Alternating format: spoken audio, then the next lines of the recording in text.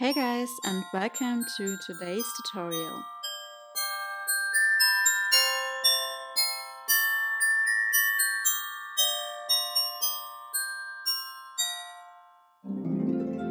So this is what my favorite page style number 10 looks like, and I really love this page style because it's so interactive and you can place actually 4 full-size pictures on the flaps, but then when you open it up you can place even more pictures on the basic page in the middle.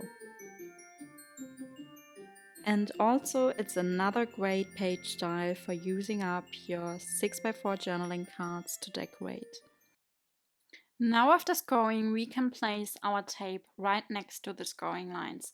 So I like to use my 3/8 of an inch tape, and then I just place it onto these little flaps we created by scoring right next to the scoring lines. And once I have finished placing the tape on each cardstock elements A, I get my scissors and I actually want to cut off the corners of the flaps we created.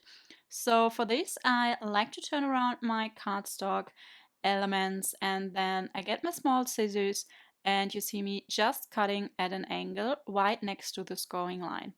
And make sure that you don't cut into the scoring line because you just want to score next to it.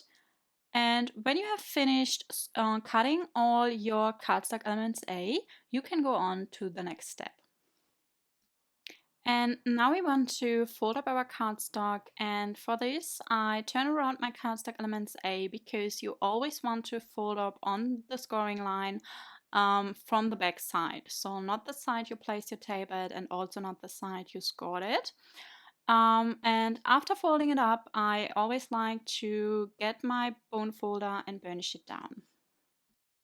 Okay, so now we want to attach our cardstock elements A onto our basic page. And you see me using an L-shaped ruler here, which is 3/4 of an inch wide. But if you don't have this ruler, you could just use a different ruler and then just mark 3/4 of an inch from the edge on each side.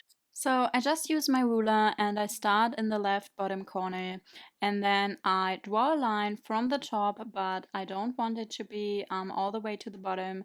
Then I turn around my paper and I continue with the same step for all 4 edges or corners. And these drawing lines actually give you a guideline so that you know where to attach your cardstock elements A. And for attaching it to the basic page, I like to remove the tape backing just from one side, and then you want to attach each cardstock element A on the right side of the drawn lines.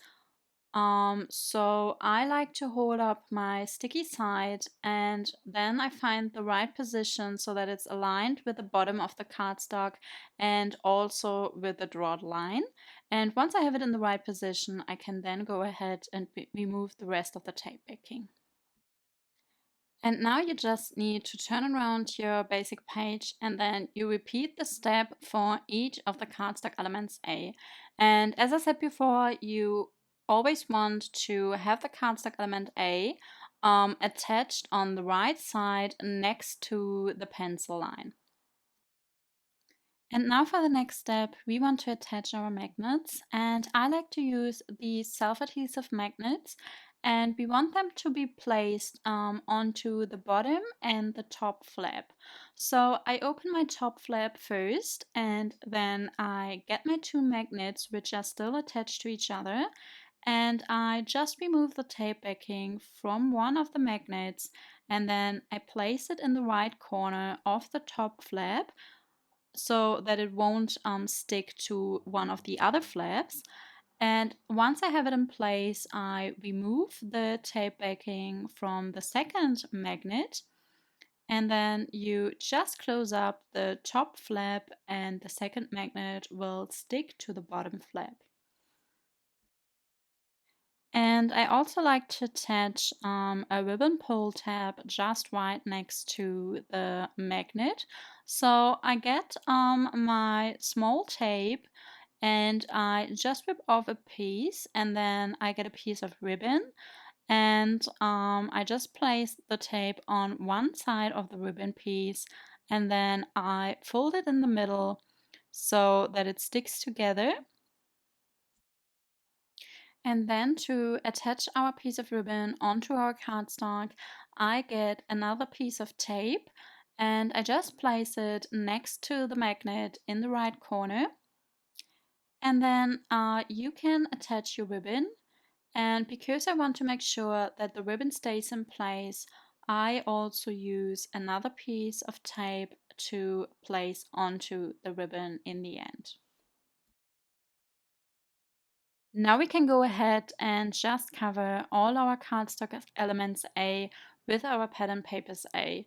So for this, I like to use wet glue instead of tape because by using wet glue, you're still able to move around the pattern paper and find the right position so that you have an even border of cardstock around the pattern paper, as our pattern paper is always a little bit smaller than the cardstock we used.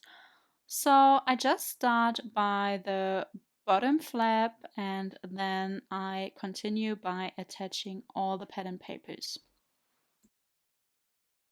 And then for the last step, we just need to open up all of our flaps and then we take our pattern paper for the basic page.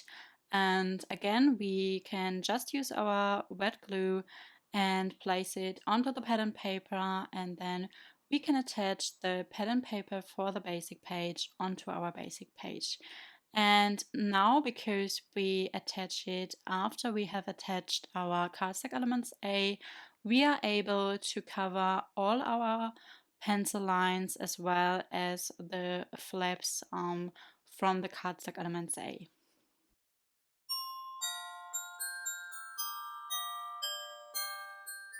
So that's it for today's tutorial, and I hope that you enjoyed watching the video today. And if you did so, as always, I would love to get your feedback in the comments, and also give it a thumbs up if you liked it. And then have a great day and see you in my next video. Bye!